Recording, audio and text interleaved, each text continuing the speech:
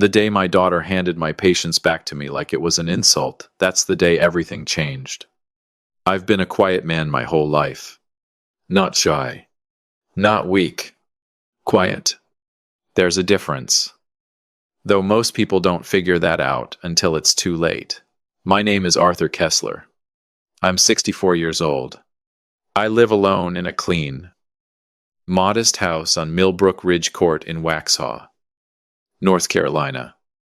A neighborhood that smells like fresh-cut grass in June and carries the kind of stillness that either comforts you or drives you crazy depending on what you're running from.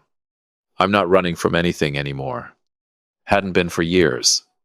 But some people who should have known better, had mistaken my stillness for surrender. That mistake was about to cost them everything. It was Father's Day. Mid-June. Carolina summer already doing what Carolina summer does. Thick air. White sky. Heat that sits on your shoulders like a man who overstayed his welcome.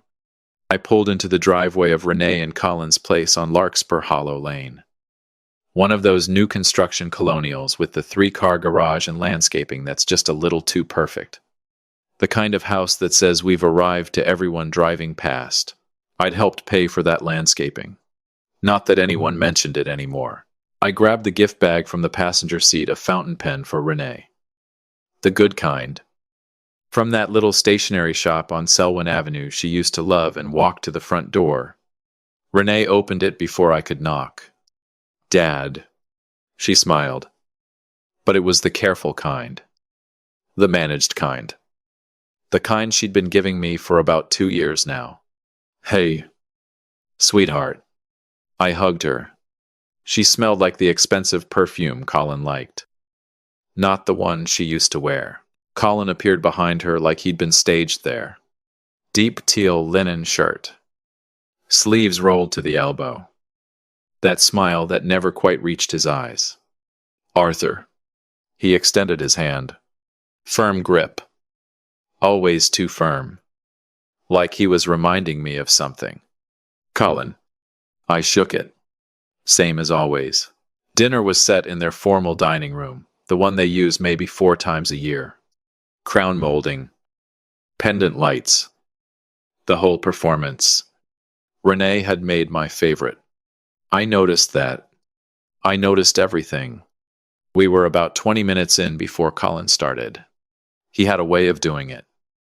Easing into his own importance, like a man lowering himself into a hot bath slow. Deliberate. Savoring every degree. So, I don't know if Renee told you, he said, cutting his meat with surgical precision. But we're in the final stages of securing a contract with the Union County Riverside Development Authority. She mentioned something. I said, it's significant. Arthur. He paused, like he was being modest. Colin Vance had never been modest a day in his life. We're talking about the South Line District project. Mixed-use development. 68 acres. The kind of deal that puts you on the map permanently. Renee beamed at him. That beam, the one she used to give me when she made honor roll. Don't go there. Arthur. That's a big contract. I said evenly. How'd you get in front of the authority? Something moved behind his eyes. Quick. Like a fish darting under still water. Connections.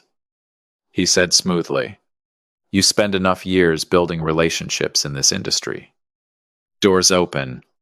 Connections. I picked up my fork. Took a bite. Chewed slowly. I knew exactly which door had opened and whose name was on it. Here's what I hadn't told anyone yet. About 3 weeks earlier, I'd gotten a call from an old colleague, Ray Whitfield, a man I'd worked alongside for over 20 years in commercial real estate appraisal before I retired. Ray called because he'd seen my name on a project prospectus that crossed his desk.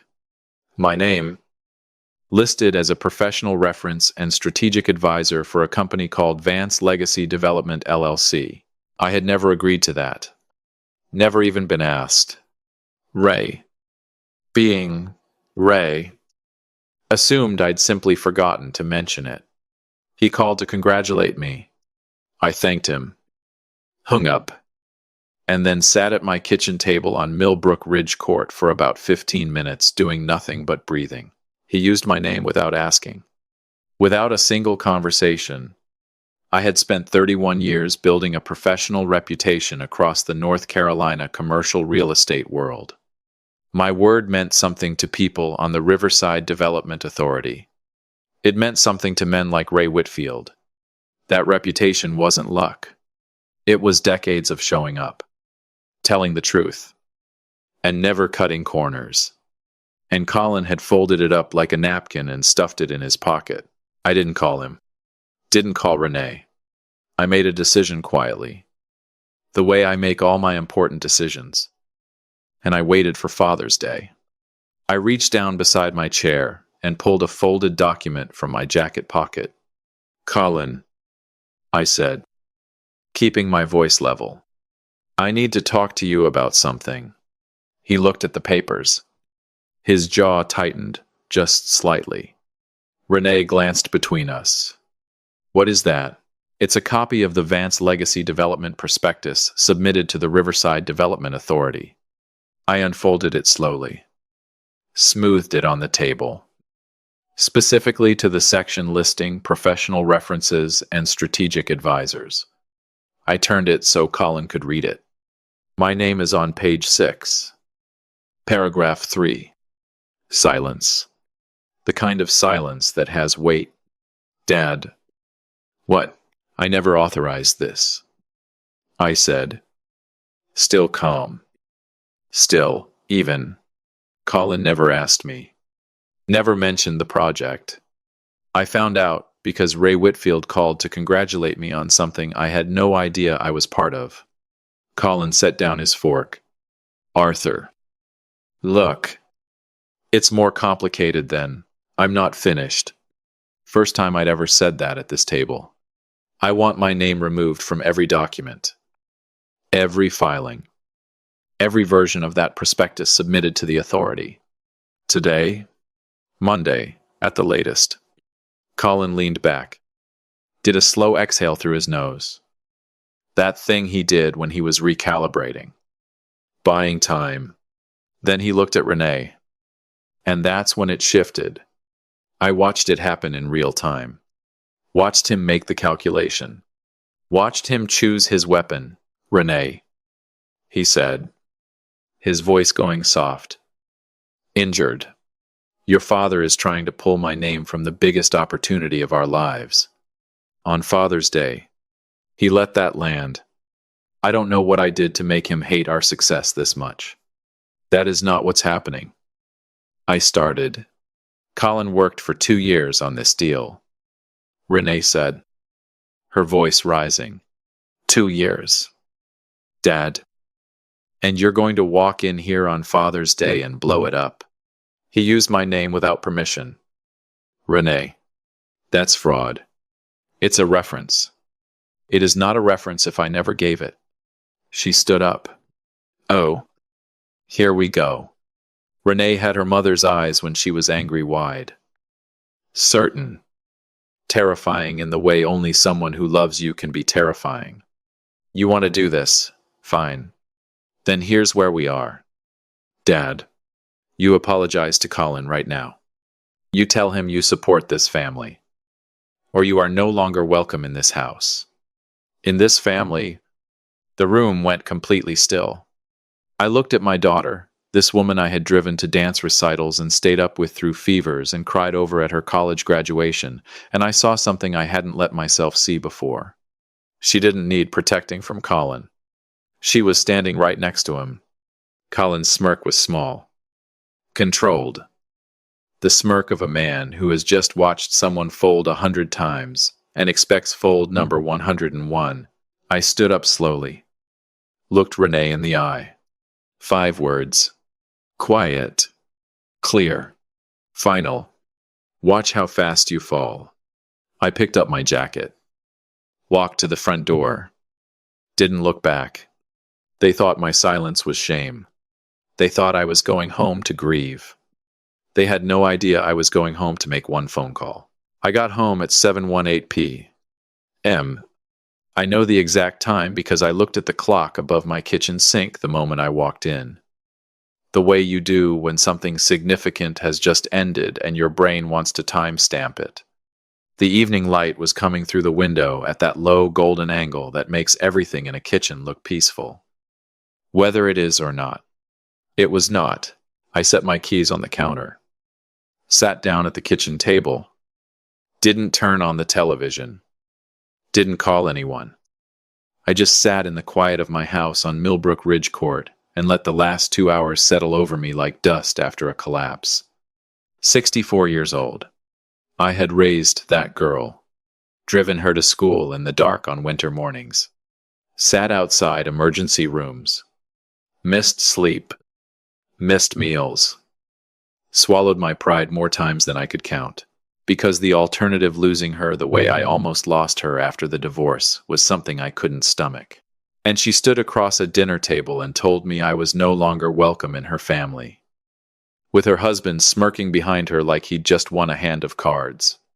I sat there a long time, maybe 45 minutes, maybe more, and somewhere in that stillness, something that had been wound tight inside me for years just released.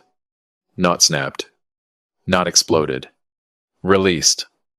Like a man finally setting down a load he'd been carrying so long he'd forgotten it wasn't part of his body. I was done holding up the sky. I slept better that night than I had in years. That part still surprises me when I think about it. Most people would have tossed and turned, replaying the dinner, rehearsing arguments, drafting the text they'd never send. Not me. I was out by 10 and up at 6 the way I always am. Coffee on before the sun. Birds outside already doing their thing like nothing had happened. Because for me, nothing needed to happen yet. Sunday passed quietly. I read on the back porch, watered the garden, called my old friend Ray Whitfield. Not about the prospectus, just to check in.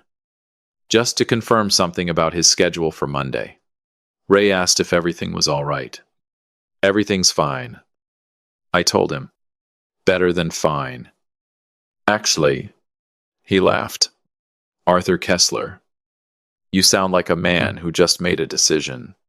I did. I said. About 3 years too late. Monday morning. Mid-June. The Carolina heat already climbing by 8. The kind that makes the asphalt on Providence Road shimmer by mid-morning.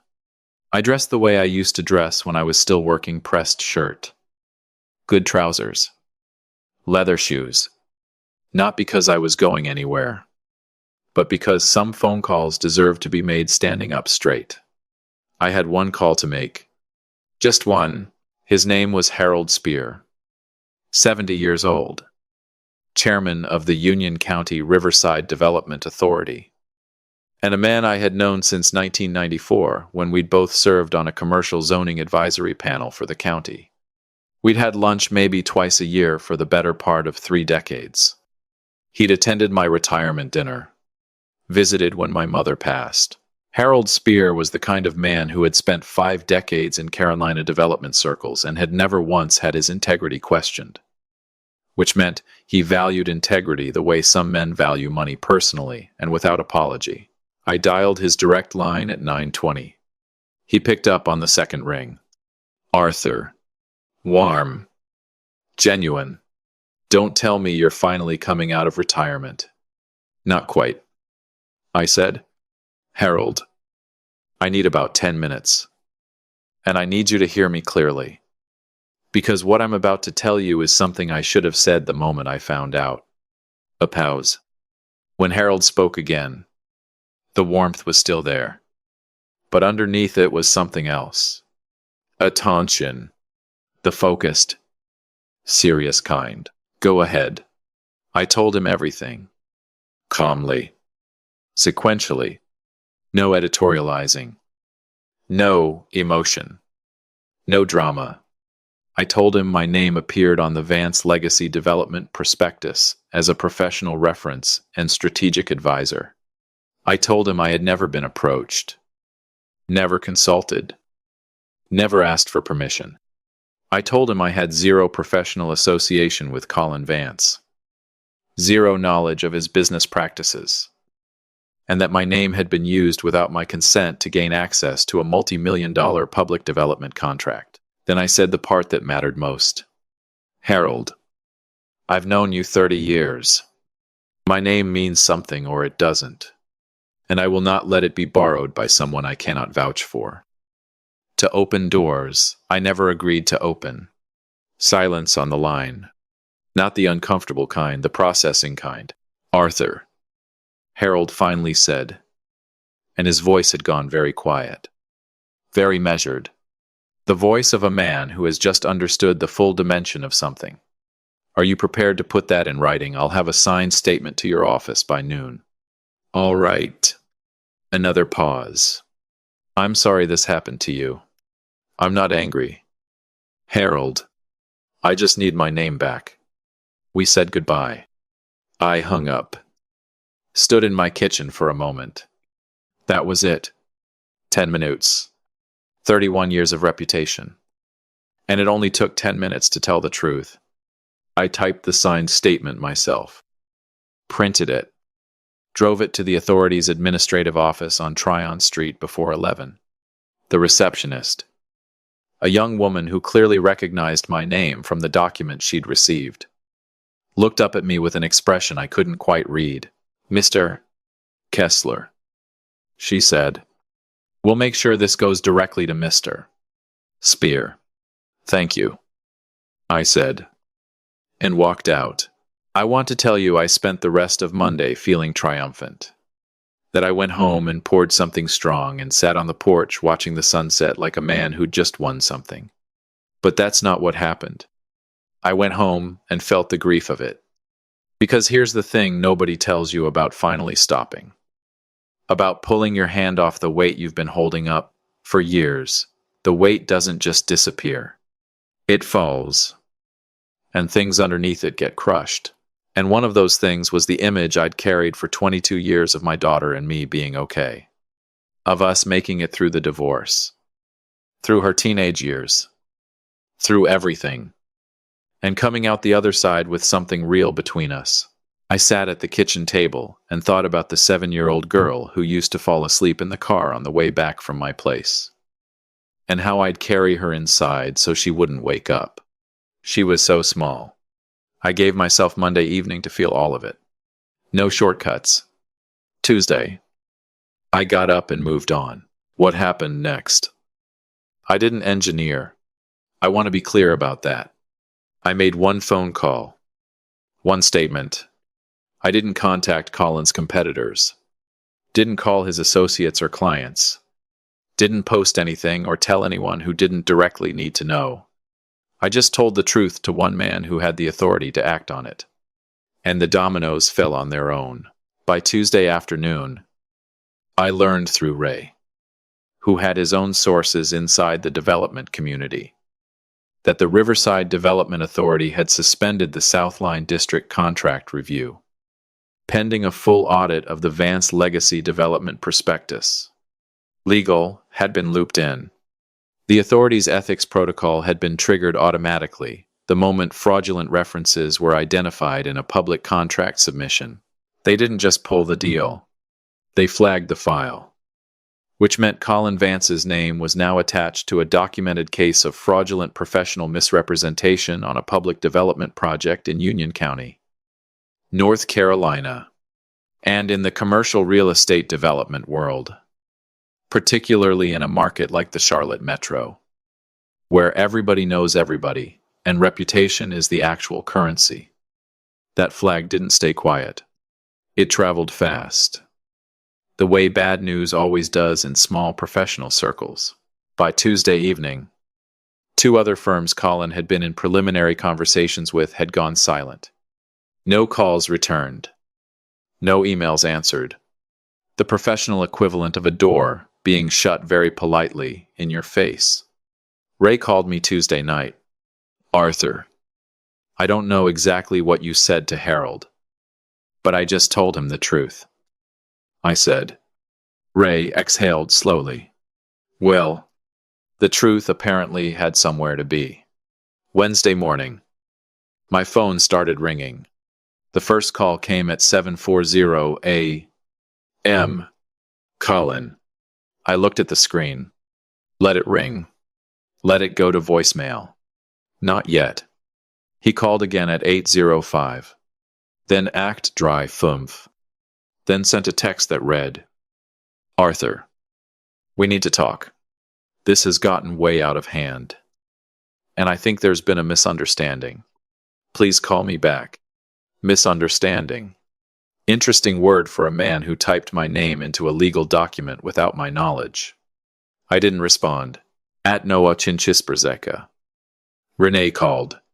I stared at her name on the screen for a long moment. My daughter. My little girl. The one who told me I wasn't welcome in her family 3 days ago. I let it ring. I needed her to arrive at understanding on her own. Not because I'd answered and walked her there. That's the thing about truth. If you deliver it, people can reject the delivery.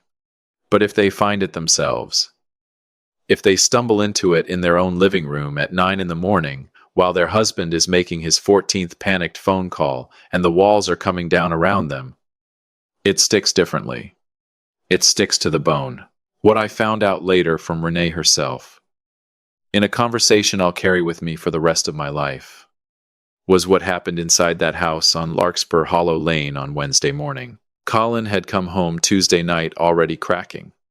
The professional silence from his contacts had unnerved him in a way Renee had never seen before. He'd been on the phone until nearly 1 in the morning. By Wednesday, he'd received formal written notification from the authority. The deal was dead. The flag was real. 2 industry contacts had quietly, professionally made it clear they wouldn't be moving forward with any pending conversations. And that's when Colin stopped performing. The charm went first. Then the composure. Then, whatever careful architecture he'd built around himself in that house came apart at the seams. And what was underneath wasn't the ambitious, image-conscious man Renee had married. It was someone ugly. Someone desperate and pointed and mean. He turned on her the way cornered people turn on whoever is closest. Blamed her father. Blamed her.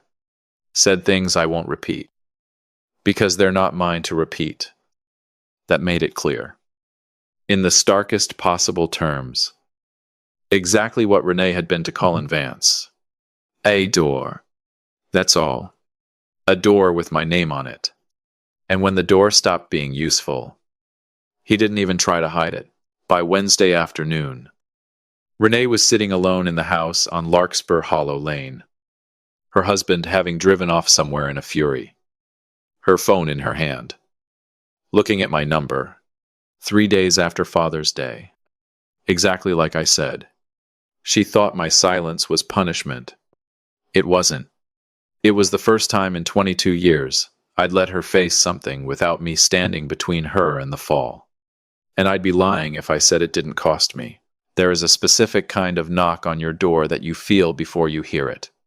Not loud. Not angry. Desperate. I was in the backyard when it happened. Wednesday afternoon. Just past 3. I'd been pulling weeds from the garden bed along the back fence. The kind of slow, mindless work that keeps your hands busy while your mind does what it needs to do. The Carolina heat had softened slightly. That brief, a merciful window between afternoon and evening when the air almost feels forgiving. My phone had been face down on the patio table since noon. I wasn't hiding. I just wasn't available. There's a difference, though most people confuse the two. I heard the knock from the backyard. 3 times. Careful. Almost apologetic. I knew who it was before I reached the door. I pulled off my garden gloves, walked through the house slowly, looked through the sidelight window beside the front door. Renee. She was standing on my porch on Millbrook Ridge Court in a wrinkled, dusty rose blouse. The one she'd had for years. The one she wore when she wasn't trying to impress anyone. Her hair wasn't done. No makeup. Red around the eyes in a way that told me she hadn't just cried recently. She'd been crying for hours. 28 years old, and she looked like she was 7 again.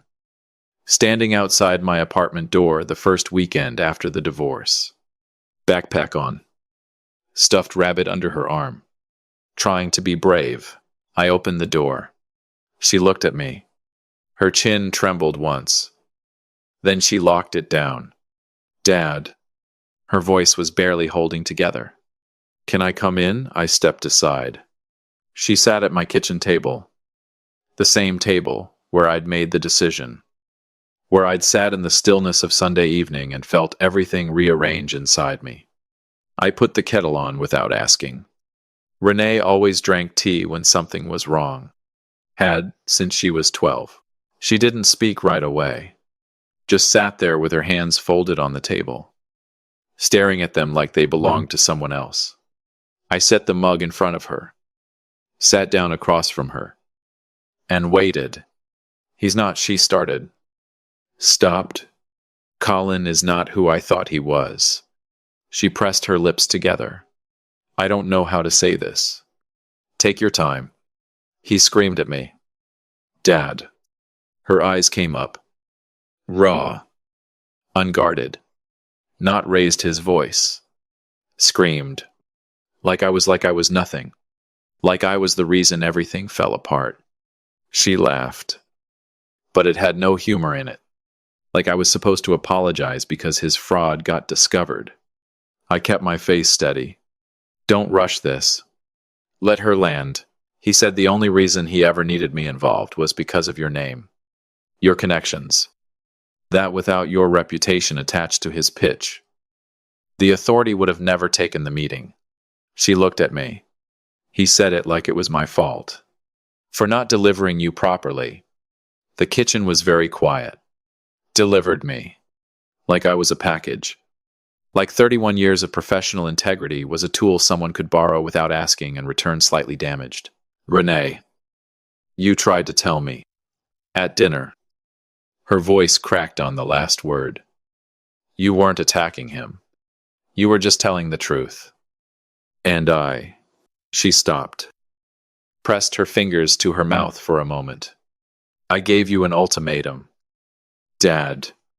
On Father's Day, I stood in my own dining room and told you that you weren't welcome in my family anymore. And you just stood up and said 5 words and left. Yeah. She exhaled shakily. Yeah. You did. She wrapped both hands around the mug. Stared into it. I've been doing that to you my whole life. Haven't I? She said quietly. Every time things got uncomfortable. Every time I didn't want to hear something. I made you choose between the truth and losing me. And you always chose me. She looked up. I called that love. But it wasn't fair. It was never fair. There it is. The thing I'd been waiting years to hear. Not because I needed the validation, I'd stopped needing that somewhere around age 60. But because she needed to say it for herself. No, I said carefully. It wasn't fair. She blinked. I think she expected something softer. I love you. I continued. I have loved you every single day of your life, including Sunday, Monday, Tuesday, and today. That has never been in question. I leaned forward slightly, but I made a mistake for a long time. Renee, every time you threatened to walk away, I folded. I thought I was protecting you. What I was actually doing was teaching you that my boundaries didn't matter. That if you pushed hard enough, I'd move. She was very still. Colin learned that lesson too. I said, probably from watching us. That landed. I saw it land. She didn't flinch away from it, which told me she'd already been sitting with some version of that thought before she knocked on my door. So, what do I do? She asked. Her voice was small in a way that had nothing to do with weakness. It was the smallness of someone who has just had the architecture of their life cracked down the middle and is sitting in the rubble asking a genuine question. "That's not mine to answer," I said. "That's yours." My phone buzzed on the counter. We both looked at it. Colin Vance. Renee's jaw tightened. "He's been calling you all day." "I know. Are you going to answer?" I looked at the screen until it stopped buzzing. "No." She almost smiled. Almost. 3 minutes later, a voicemail notification appeared. I didn't move to play it. But Renee looked at the phone and said very quietly, "He called me 27 times between last night and this morning. The last one. He wasn't asking me anything anymore. He was just talking, telling me how much he'd sacrificed, how everyone was against him, how I owed him loyalty." She shook her head slowly. "I'd heard him sell himself before. Never watched him beg. It's very different. People show you who they are." I said, "When the performance gets too expensive to maintain." She looked at me across the table. My daughter, 28 years old, sitting in the same chair she used to sit in as a teenager. When she'd come over for weekends and we'd eat cereal for dinner and watch old movies because neither of us felt like trying too hard. "I'm sorry, Dad. Not performed. Not managed. Just real. Plain. The way an apology sounds, when it actually costs something. I'm so sorry for what I said at dinner. And for everything before it."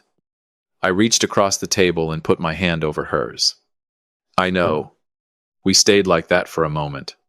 Then I stood up and refilled the kettle. Colin called twice more that evening. The second time he left a voicemail that was 4 minutes and 15 seconds long. I know, because I eventually played it once. Alone. After Renee had gone. He started with justifications, moved through explanations, arrived somewhere in the middle at something that resembled an apology. Though it was the kind of apology that's really just a well-dressed request. He needed me to call Harold Spear, needed me to clarify the situation, needed me to explain that there'd been a miscommunication and that Colin Vance was a man of integrity who'd simply moved too fast in his eagerness. 4 minutes and 15 seconds. A man of integrity. From a voicemail left by someone who forged professional references on a public contract submission. I deleted it. I've thought a lot about what mercy looks like at 64. When you're young, you think mercy is softness. You think forgiveness means reopening every door you closed. You think love means absorbing whatever someone throws at you and coming back smiling. I don't think that anymore. Renee came back 2 days later. We talked again. Longer this time. Harder in some places. She'd spoken to an attorney. She was asking the right questions, making the hard decisions, and she was doing it without asking me to carry it for her. That was the thing that told me she was going to be all right. I told her she could call me any time, for anything real. What I didn't tell her, what I didn't need to say out loud, was that the door she thought she'd closed on Father's Day had never actually locked. Because I'm her father. That part doesn't negotiate. But the version of me that folded every time she pushed that man retired on a Sunday evening in June. Somewhere between the dinner and the drive home. I want to tell you about the weeks that followed. Because the story doesn't end with a slammed door and a voicemail deleted. It ends somewhere quieter. And I think that's the part that actually matters. The following week, Harold called to let me know the formal findings had been finalized. The Riverside Development Authority had permanently barred Vance Legacy Development from submitting future proposals for a period of 5 years. And the matter had been referred to the State Licensing Board for further review. Harold read me the language over the phone. Careful and measured. The way a man reads something he wants you to hear correctly the first time. Material misrepresentation of professional affiliations in a public procurement submission. He said, "That's the finding. Arthur. In writing. Permanently on file." I thanked him. I didn't celebrate. There's a difference between justice landing and a man enjoying the sound of it landing. And I've never been much for the second one. Ray Whitfield called a few days after that with a piece of information I hadn't asked for and didn't especially want, but which I think is worth including here, because it rounds out the picture. Colin. Apparently, he had tried one more angle, reaching out to a junior associate at his old firm, asking if there was any way to quietly attach a different reference to a revised version of the prospectus and resubmit under a slightly altered company name. The associate, to her credit, refused and reported the request internally. That was, by all accounts, the last anyone in the Charlotte development community heard from Colin Vance in a professional capacity. He'd burned through his credibility the way some men burn through a marriage, not all at once, but steadily, until there was nothing left to spend. Renee filed for divorce in early July. She didn't ask my opinion on the timing, and I didn't offer one. She told me about it afterward, over coffee at a diner off Providence Road, in the same measured voice she'd used at my kitchen table the week everything came apart. I'm not doing this because of the contract, she said. I want you to understand that I'm doing it because I finally saw what he does to people who stop being useful to him. And I don't want to spend the next 20 years finding out what that looks like when it's aimed at me instead of you. I told her I was proud of her. I meant it in a way I don't think I'd ever quite meant anything before. Not proud the way you're proud of a report card, but proud the way you're proud of someone who looked directly at something painful and didn't look away. There was an uncomfortable stretch in August when Colin, through his attorney, floated the idea that my public statement to the Development Authority had constituted interference with his business and threatened, vaguely, to explore legal options. My attorney, a calm, precise woman named Odessa Marsh, who has represented me on contract matters for close to 15 years, reviewed everything and told me, in her flat and reassuring way, that a truthful, sworn statement correcting a fraudulent reference is about as far from actionable interference as it's possible to get, and that any attorney willing to file such a claim would be doing so purely to run up a retainer. The threat evaporated within a month, the way threats from men with nothing left to threaten with usually do. By September, the South Line District project had been reopened under a different developer entirely, one with a legitimate track record and no history of borrowing names it hadn't been given. Ray sent me an article about the groundbreaking with a single line attached. Funny how things work out when people just tell the truth. I read it on my back porch with a cup of coffee, and I found that I didn't feel much of anything about it either way. It had already stopped being my story by then. It had become, simply, the correct outcome of a situation I'd had the misfortune of being dragged into. Renee and I settled into something new that fall, not the relationship we'd had before all of this, and not the strained, careful thing it had become over the 2 years leading up to Father's Day, but something sturdier than either. She started coming by on Sunday afternoons, sometimes with takeout, sometimes just to sit on the porch and talk. She asked me questions she'd never thought to ask before about my career, about the years right after her mother and I split, about what it had actually cost me to raise her mostly on my own during the parts of the week her mother didn't have her. I answered honestly. I'd spent so many years editing myself down to whatever version wouldn't risk the relationship that it took real effort. At first, to just say things plainly. But she kept showing up, and I kept telling the truth. And somewhere around October, it stopped feeling like an effort at all. On a Sunday in late October, she brought over a small gift, nothing extravagant, just a card and a bottle of the bourbon I like. The kind I hadn't mentioned wanting in years, but she'd apparently remembered anyway. Inside the card, in her handwriting, she'd written, "For the man who finally stopped folding. Thank you for teaching me, even if it took losing everything for me to actually learn it." I keep that card in the drawer of my kitchen table. The same table where all of it started and ended. I look at it sometimes, on quiet evenings, and I think about how strange it is that the thing that finally repaired 22 years of a father slowly disappearing himself for his daughter's comfort wasn't an argument, or a reconciliation dinner, or any grand gesture at all. It was 5 words at a dinner table, and then silence, and then the simple, unglamorous discipline of letting someone else's collapse belong to them instead of rushing in to catch it. Colin Vance called one final time. Months later, on a Thursday morning at 7. Before I'd even finished my first cup of coffee, I looked at the screen, sent it to voicemail, made my eggs, watched the birds in the backyard, read the paper.